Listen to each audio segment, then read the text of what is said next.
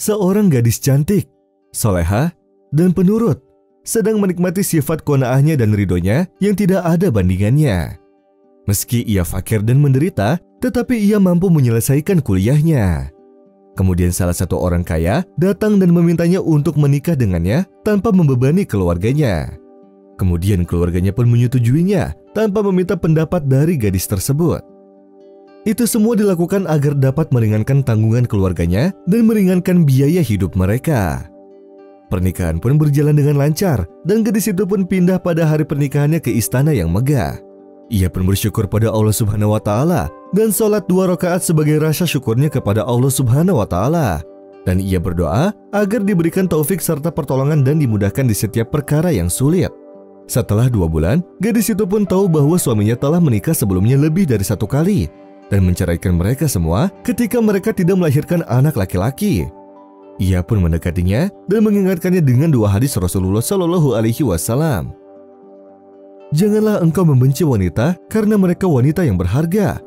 Dan juga, barang siapa yang mempunyai 2 anak perempuan lalu ia memperlakukan mereka dengan baik, maka mereka akan menjadi penghalangnya ia masuk neraka.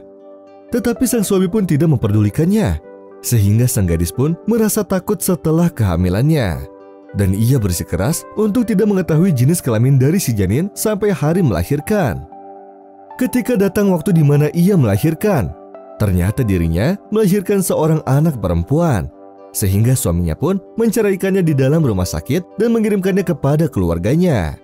وَنَضَعُ الْمَوَازِينَ الْقِسْطَ لِيَوْمِ الْقِيَامَةِ فَلَا تُظْلَمُ نَفْسٌ شَيْئًا وَإِنْ كَانَ مِثْقَالَ حَبَّةٍ مِّنْ خَرْدَلٍ أَتَيْنَا بِهَا وَكَفَى بِنَا حَاسِبِينَ.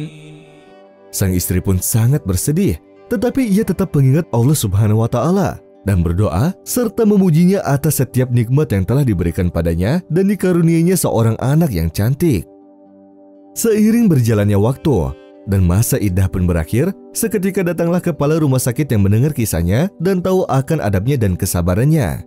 Sehingga ia pun menikahinya dan merawat anaknya dan memberinya kompensasi yang telah ia lalui. Lalu wanita itu pun menyetujuinya. Dan si kepala rumah sakit itu pun hanya memiliki 1 permintaan untuk memindahkan rumahnya yang dulu yang sudah tak terurus ke tempat yang lebih baik untuk memberikan makanan pada orang fakir dan miskin serta ibn sabil. Ia pun akan berkhidmah pada mereka. Lalu suaminya pun meridhoinya. Hari-hari berjalan seperti biasa sampai pasangan suami istri itu pun dikaruniai 2 anak laki-laki. Setelah beberapa tahun, anaknya pun lulus kuliah dan pergi ke ibunya untuk berkhidmah kepada orang-orang fakir dan memenuhi nazarnya ketika masih kuliah. Pada suatu hari, datang orang tua berambut putih dan berpakaian lusuh meminta makanan, kemudian sang ibu pun memberinya makan. Lalu sang ibu pun menangis sambil berkata, "Apa yang terjadi padamu? Dahulu kamu orang yang paling kaya." Orang tua itu pun berkata, "Dunia telah memperdayaiku, lalu aku meninggalkan semuanya." Dan dalam tangisannya ia pun berkata, "Apakah kamu tidak ingat? Aku mantan istrimu dan ini adalah anakmu."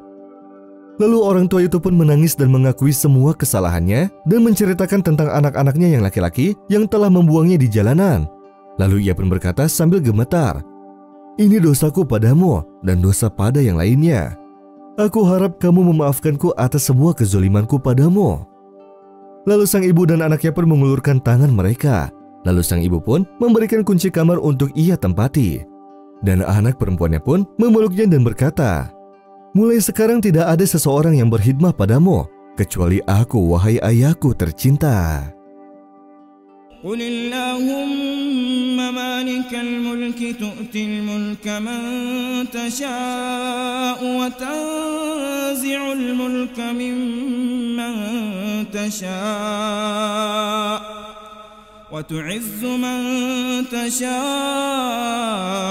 وتذل من تشاء بيدك الخير إنك على كل شيء قدير تولج الليل في النهار وتولج النهار في الليل وتخرج الحي من الميت وتخرج الميت من الحي وترزق من تشاء بغير حساب